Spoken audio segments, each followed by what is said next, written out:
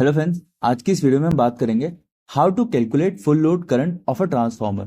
ये बहुत basic topic है, पर कई बार इंजीनियर्स हो गए, इलेक्ट्रीशियंस हो गए, या कोई भी हम जो इंडस्ट्री में काम कर रहे हैं, तो कई बार हम इस टॉपिक को लेके कंफ्यूज हो जाते हैं कि कैसे ये कैलकुलेशन करते हैं।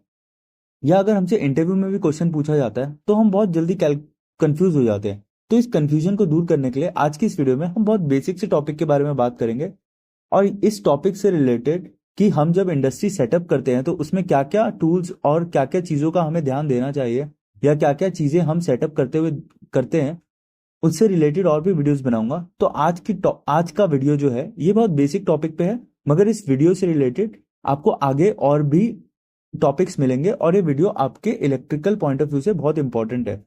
तो ये वीडियो पूरी जरूर देखें। तो शुरू करते हैं कि how to calculate full load current of a transformer. और इस टॉपिक में कई बार लोग इस चीज से भी कंफ्यूज हो जाते हैं कि क्या अगर हम ट्रांसफार्मर में वोल्टेज को कम करेंगे प्राइमरी से सेकेंडरी पे, तो हमारा एम्पेयर बढ़ेगा या घटेगा, और कितना बढ़ेगा और कैसे बढ़ेगा, आज हम इस वीडियो में ये सारी चीजों में डिस्कस करेंगे। तो शुरू करते हैं। जो पावर का फॉर्मूला होता है वो बेसिकली होता है KVA is equals to √3 VI। KVA हुआ ट्रांसफार्मर की रेटिंग, √3 क्योंकि 3 फेज में हमारा ट्रांसफार्मर है, V वोल्टेज, I हमारा करंट। अब अगर हम करंट में जाते हैं तो I is equals to VA multiply by 1000 divide by voltage into 1.732 जो कि √3 है। इसमें हम cos थीटा नहीं लेते हैं। cos थीटा इसलिए नहीं लेते हैं क्योंकि हम ट्रांसफार्मर का केस ले रहे हैं, तो ट्रांसफार्मर की जो रेटिंग होती है वो KVA में होती है, KW में नहीं होती है। जहां पे भी KW आता है वहां पे हम cos थीटा लेते हैं, मतलब वहां पे हम पावर फैक्टर कंसीडर करते हैं।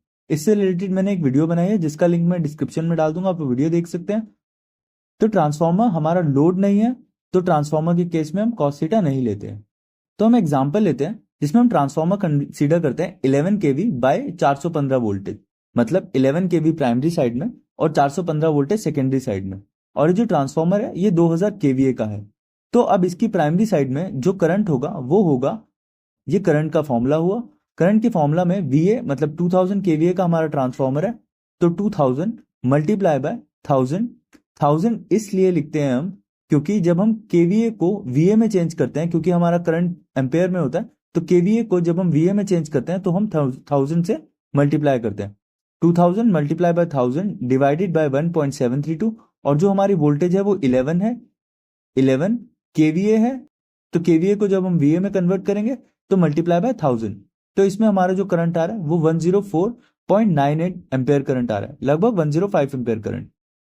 अब वहीं पे अगर हम सेकेंडरी साइड में जाते हैं तो सेकेंडरी साइड में हमारा जो करंट आएगा वो 2000 kVA का हमारा ट्रांसफार्मर है, 2000 multiply by 1000 divided by 1.732 multiply by 415, क्योंकि हमारी 415 वोल्ट है तो 415। तो इस साइड में हमारा जो करंट आएगा वो 2782.5 एम्पेयर आएगा। मतलब सेकेंडरी साइड का हमें करंट पता लग गया, और अब हमें प्राइमरी साइड का भी करंट पता है। और प्राइमरी साइड का करंट है लगभग 105 एम्पेयर, और सेकेंडरी साइड का करंट है लगभग 2800 एम्पेयर। तो हमारा जो सेकेंडरी साइड में करंट है वो ज्यादा हो जाता है। तो जब हम वोल्टेज को कम करते हैं तो हमारा जो करंट है वो ट्रांसफार्मर के केस में बढ़ जाता है। तो इस तरह से हम किसी भी ट्रांसफार्मर का फुल लोड करंट निकाल सकते हैं। आई गेस आज की इस वीडियो में आपको क्लियर हुआ होगा कि ट्रांसफार्मर का फुल लोड करंट कैसे निकालते हैं।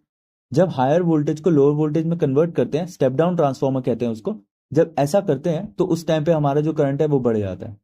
अगर इस वीडियो से रिलेटेड आपके पास कोई क्वेश्चन है तो आप कमेंट बॉक्स में पूछ सकते हैं। वीडियो अगर पसंद आई तो लाइक और सब्सक्राइब करें। वीडियो देखने के लिए धन्यवाद।